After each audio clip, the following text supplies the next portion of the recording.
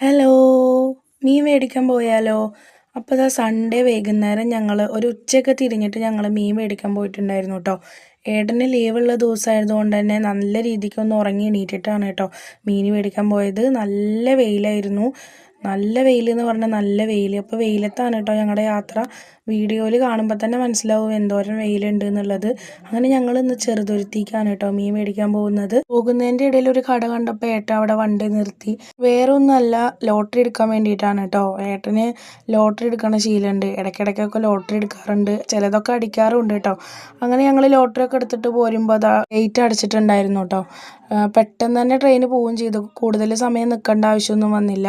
അങ്ങനെ ഞങ്ങൾ ഇതാ ഗേറ്റ് തുറന്നപ്പോൾ പോയി. ആ ട്രെയിൻ ഇങ്ങനെ പോയിക്കൊണ്ടിരിക്കുക കേട്ടോ. ഇച്ചക്കുട്ടൻ അപ്പോൾ ട്രെയിൻ എന്ന് പറഞ്ഞിട്ട് ഇവിടെ കൈയിട്ടടിക്കുന്നുണ്ട്. അങ്ങനെ ഞങ്ങളിതാ മീൻ മാർക്കറ്റിലെത്തി. കുറേ മീനുണ്ടായിരുന്നു. കുറേയൊക്കെ കഴിഞ്ഞ് പോയി എന്ന് പറഞ്ഞിട്ടുണ്ടായിരുന്നു. ഞങ്ങൾ ആദ്യം വറ്റ മേടിക്കാൻ വേണ്ടിയിട്ടാണ് കേട്ടോ പോയത്. അപ്പോൾ വലുതാണ് എന്ന് പറഞ്ഞു.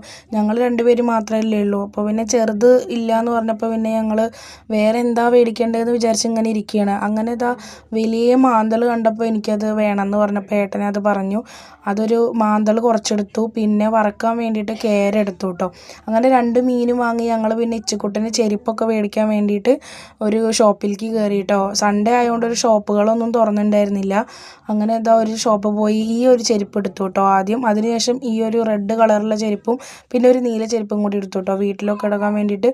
പിന്നെ നല്ല ചൂടല്ലേ, അങ്ങനെ എന്തെങ്കിലുമൊക്കെ തണുത്തത് കഴിക്കാമെന്ന് വിചാരിച്ച് വീടിൻ്റെ അവിടെ എത്താറാവുമ്പോഴാണ് കേട്ടോ ഒരു കട കണ്ടത്. മറ്റേ കടകളൊന്നും ഉണ്ടായിരുന്നില്ല. അങ്ങനെ ഷെയ്ക്കൊക്കെ ഓർഡർ ചെയ്ത് ഇങ്ങനെ ഇരുന്നു. അപ്പോൾ ഇച്ചക്കുട്ടൻ ഐസ്ക്രീം വേണമെന്ന് പറഞ്ഞിട്ട് ഐസ്ക്രീം ഇതാ തുറന്നിട്ട് എടുത്തു തന്നു കേട്ടോ. നല്ല തണുപ്പായിരുന്നു. അങ്ങനെ അത് വായിൽ അപ്പം തന്നെ വെച്ച് കൊടുത്തിട്ടുണ്ടായിരുന്നു. അതിൻ്റെ എക്സ്പ്രഷനാണ് കേട്ടോ അത്. അത് കഴിഞ്ഞിട്ട് ഇതാ എനിക്ക് ഒരു സ്പൂണ് തന്നു. നല്ല ടേസ്റ്റ് ഉണ്ടായിരുന്നു കേട്ടോ. അങ്ങനെ ഐസ്ക്രീമൊക്കെ കഴിച്ചു. അതൊക്കെ കഴിഞ്ഞപ്പോഴേക്കും ഞാനൊരു സ്ട്രോബെറി ഷേക്കാണ് കേട്ടോ പറഞ്ഞിട്ടുണ്ടായിരുന്നത്.